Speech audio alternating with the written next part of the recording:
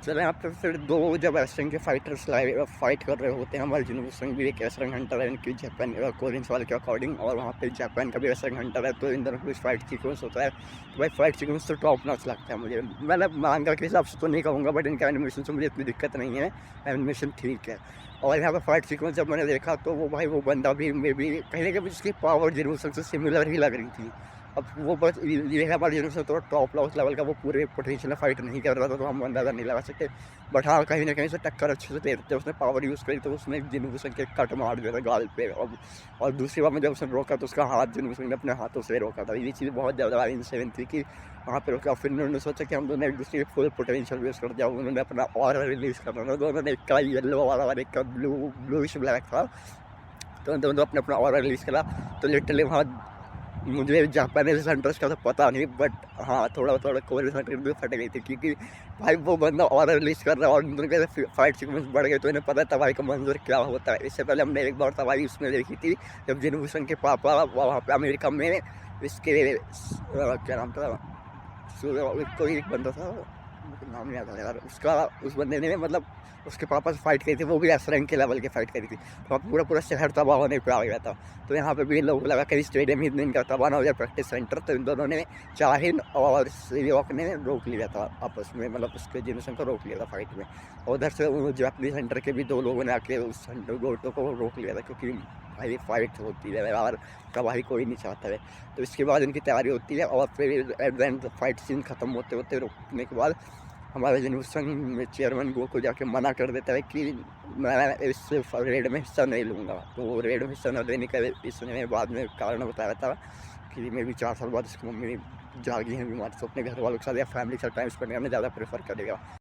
और उसने मना करने का रीज़न भी उसने बता दिया था साफ साफ, तो उससे मुझे इससे प्रॉब्लम नहीं हुई, क्योंकि उसके बाद फिर आगे सीन कट भी होते हैं, तो उसने बता दिया था कि परछाई के साथ जगह चेंज करने वाली, तो वहाँ पर भी वो चीज़ दिखाई देती है। तो मैं भी आगे किसी फाइट सीक्वेंस में वो सब मर रहे होंगे, वैसे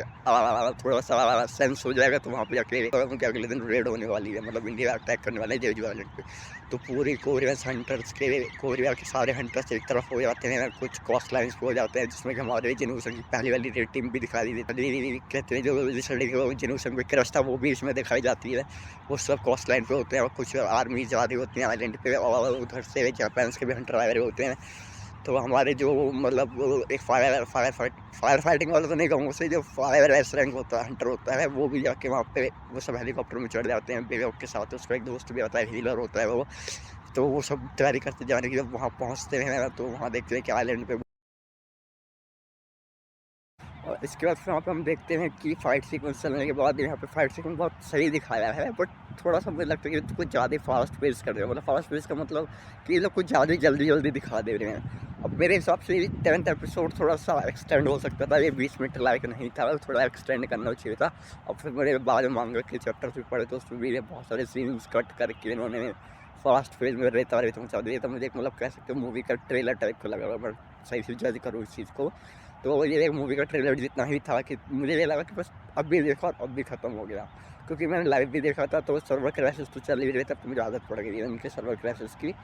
तो उससे तो मुझे कोई उम्मीद है नहीं। अब इसका तो मैं तो उम्मीद भी छोड़ दी है, क्योंकि इसके बाद अब इसमें देखने के बाद आगे हम चलेंगे, तो आगे हमने देखा कि इसे फाइट सीक्वेंस चलते चलते इनके जो फाइट सीक्वेंस में था कि एक जापान का जो गोटो हंटर था, गोटो था पता नहीं नाम है, गोटो ही नाम था शायद, बट वो हंटर जो था वो जिनवूसन से बोलता है 1-on-1 फाइट करने के लिए, और फिर 1-on-1 ट्रेनिंग करने के लिए, तो जिनवूसन भी मना नहीं करता। बट इन दोनों के बीच में इसने इंटरेस्ट कब दिखाया, जब वो चाहिन के ऊपर एक बंदे ने अटैक करा था, और वो मे भी उसने डॉच कर लिया था, पता नहीं उसका शायद आउट ऑफ टेम्पर हो रहा था, तो उसने रोक लिया। और यहाँ पे पसंदीदा वाला सीन था क्या था मुझे नहीं पता, बट वो सब मिस्टर संग ही जानते हैं कि क्यों उन्होंने बीच में रोकी थी जाके। उसके बाद वहाँ पे जो अपने उसके गोटो थे इनके हंटर, जापानीज हंटर के, उन्होंने फिर बताया कि हम इनसे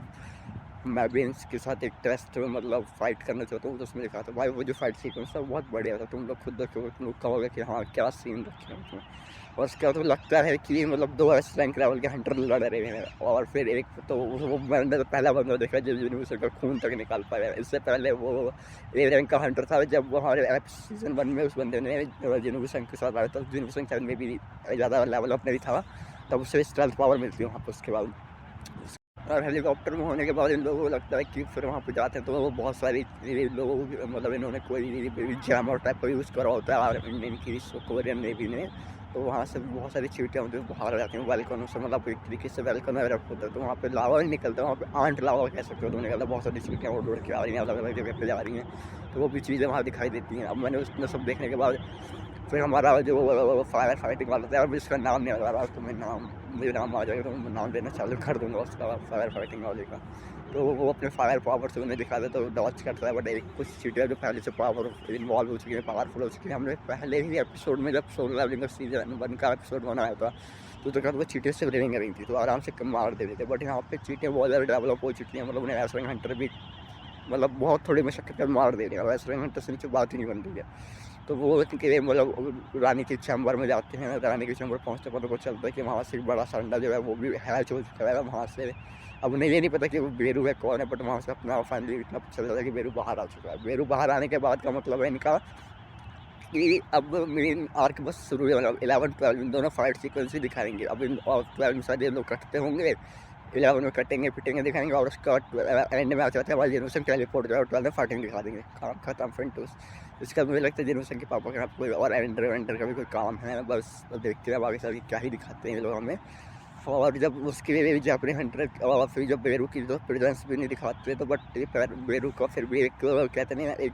कैमियो भी नहीं दिखाते और उसकी शक्ल भी नहीं दिखाते लोग, उसकी बस वो प्रेजेंस दिखाते हैं, हाँ वो आ चुका है, गर्दन काट के खत्म कर देते हैं। इसके बाद एपिसोड भी नहीं खत्म हो जाता, उसमें कुछ ज़्यादा था नहीं फिर इस हिसाब से।